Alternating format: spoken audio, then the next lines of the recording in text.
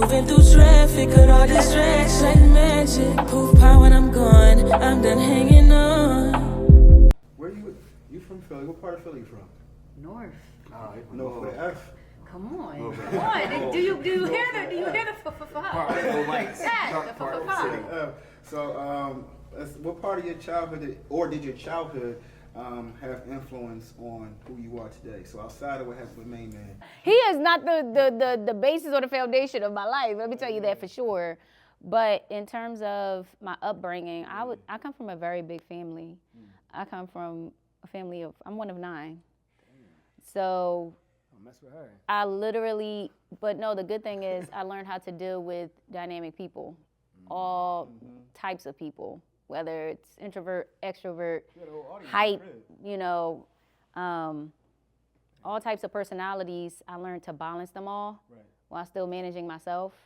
And I never had to fight for attention because everyone had their own unique individual personality. Growing up, of course I was from North, so I seen a lot. What school you went to? I went to Massbom. Oh yeah. Southwest, ain't it?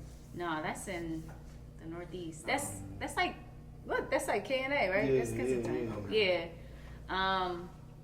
Family loss. Like I lost my 2 brothers when I was very young to the streets. And mind you, they weren't even in the streets. Like the same old. Some things never change. But it definitely taught me to stay on my P's and Q's. It taught me to love and forgive.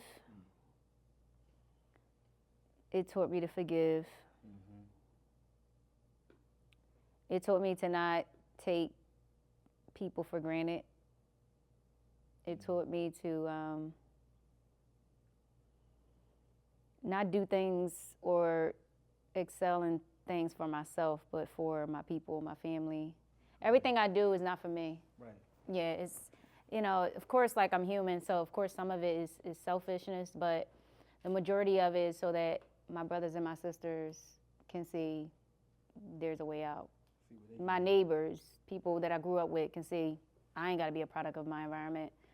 My mom and dad seeing that they actually did something great in life based on the work that their children are putting in, So that really had an effect on everything that I do and everything I am today, really.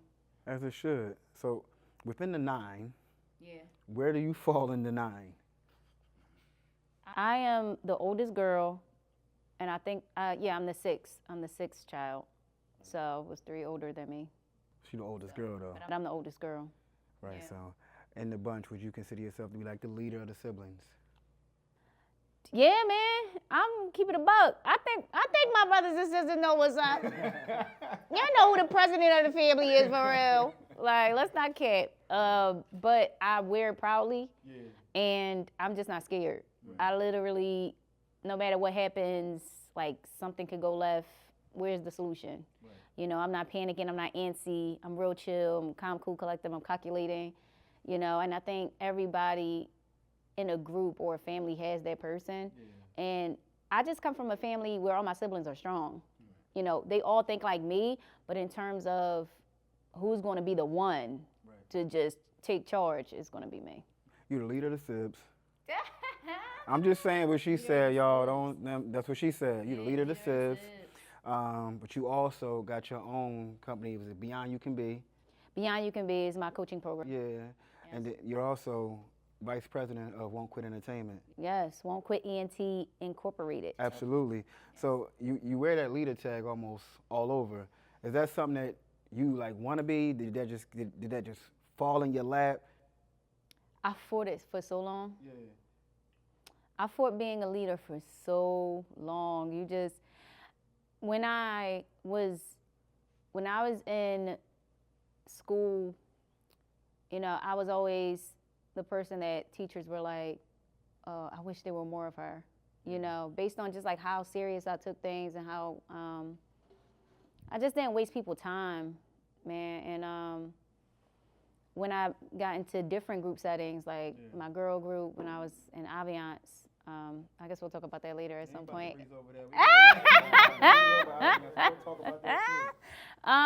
Anyway, I was essentially the de facto leader, and I would literally wrestle with that. And for so long, I'm like, no, I'm not. No, I'm not. And it was just like, it's just, you got to step into it. So sometimes you just got to step into the leadership because other people will see it in you when you don't, or when you don't want to see it. How did Aviance come about, since we on that? Before you get to Aviance, what's the difference between Beyond You Could Be and Won't Quit Entertainment? So Beyond You Can Be is my coaching program. I am an actress, full-time actress, and so I really love film. I love storytelling. I love the idea that you can transform into a whole different person and just take the words off someone else's page and make it visual. So I'm a very visual person. So when it came to people wanting advice for how to get on stage, how to act, how to perform, it's not just a coaching program for actors, it's a coaching program for all performer types because I do come from singing, I do come from public speaking and all that good stuff. So what happens is there's a shift that has to happen mentally in the mind so that people can discover who they truly are. And right now, everyone in this room is the greatest version of you is just waiting to be exposed, right? Sometimes we're in the way. So what my coaching program does, it just kind of like takes the lid off of those hindrances and allows you to explore your potential, your greatest potential. And so Beyond You Can Be allows you to reach the point that you didn't even think you could reach. It's beyond where you are. So that's the coaching program essentially, but then Won't Quit ENT ain't shout out to Black Deniro. Shout out Black Deniro. CEO of Won't Quit ENT. I'm the vice president of Won't Quit ENT. We're a media production film company. And so have about 7 films under the belt, working on the 8th and the 9th as we speak. And so just getting real stories out there, real life stories with real actors, people that really want it. You know, a lot of people's lives are being changed based on the opportunities we present, right? So people who probably never gotten a chance in anything at life have the opportunity to either be a production assistant or to, you know, be a first AD, to be a director of photography, and then walking in with Won't Quit ENT to enter into rooms that they never thought they'd be in is really shifting something for the community and shifting something in media, independent media altogether. So. Before Scoe gets to Aviance, I just want one more question before that. Yeah. Were you singing? Because obviously everybody knows she's a poppin' actress. But my thing is, were you singing first and then acting, or were you acting then singing? I was singing first and then acting. But let me just go all the way back in the day. I was writing first. So I'm a published poet too. I did a lot of writing I spent a lot of time in the room, y'all. I didn't go outside. That's why y'all don't believe I'm from North. That's why y'all think I'm lying, but I'm not lying. So I spent a lot of my time writing, storytelling, and then one day I had this friend, he was a rapper, and he was like, hey, I want you to sing on this track. I'm like, what are you talking about? I don't even sing. What? And so he like, I believe in you. What? You believe in me? Never heard me sing a day in my life. And so me just like being spontaneous, I'm like, all right, let's go. So I went to the studio with him, sung on his track, took it back to the whole neighborhood. They're like, no, you gotta do this for real. So then I started singing for real. And then one day I went to a photo shoot party and I met this makeup artist and I'm just talking with her. And she's like, you sound like you know how to sing. Sing something. I'm like, what?